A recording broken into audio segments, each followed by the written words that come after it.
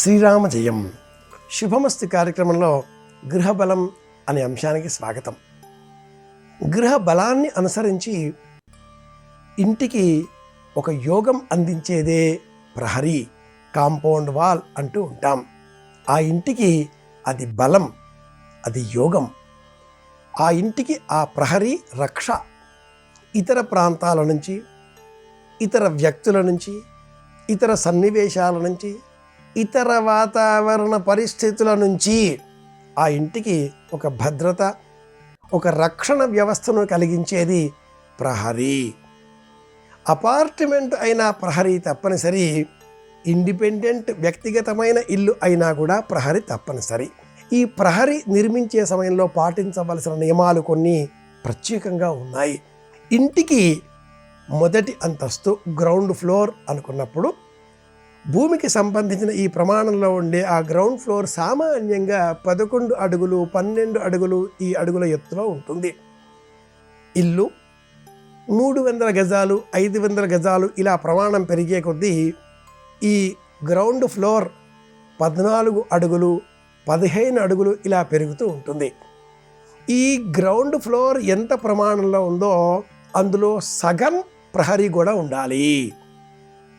కనీసంలో కనీసంగా 5 అడుగులు ఈ ప్రహరీ గోడ ఉండాలి. అయితే ప్రహరీ గోడ నిర్మించే సమయంలో ఒక జాగ్రత్త మనం పాటించవలసి ఉంటుంది.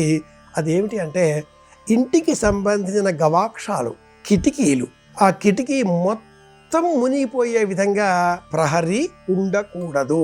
కిటికీకి సంబంధించి కొద్ది మేర స్థలం అయినా, గవాక్షం సంబంధించినటువంటి ఆ చిన్నపాటి స్థలమైన ప్రహరీ గోడను మించి ఉండాలి.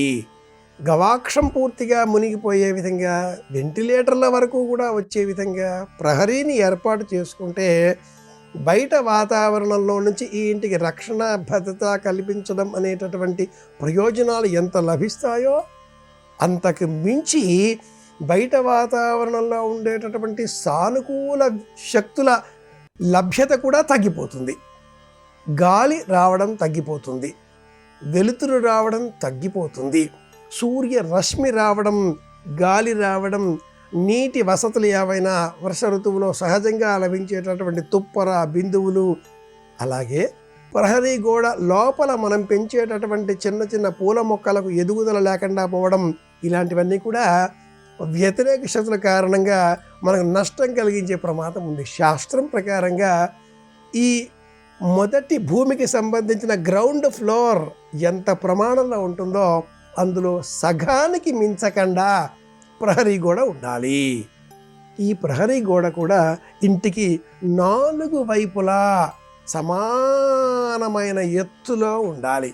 ఈ ప్రహరీ నిర్మించే సమయంలో గేటు లోనికి తెరిచే విధంగానే నిర్మించుకోవాలి, కానీ బయటకు తెరుచుకునే విధంగా బంధించరాదు అని కూడా ఒక ప్రమాణం.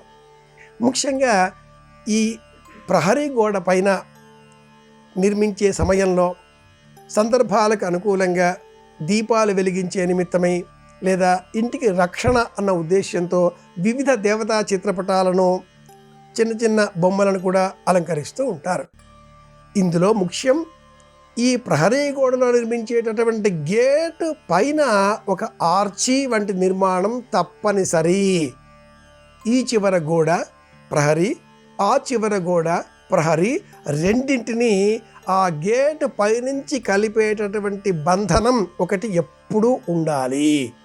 పైన ఆర్చి కానీ బంధనం కానీ లేకుండా గేటు నిర్మించిన ఎడల అసంపూర్ణమైన నిర్మాణం అవుతుంది. తెలుసుకున్నాం కనుక పాటిద్దాం. అందరి క్షేమాన్ని కోరుదాం. మళ్ళీ కలుసుకుందాం. శ్రీరామ జయం.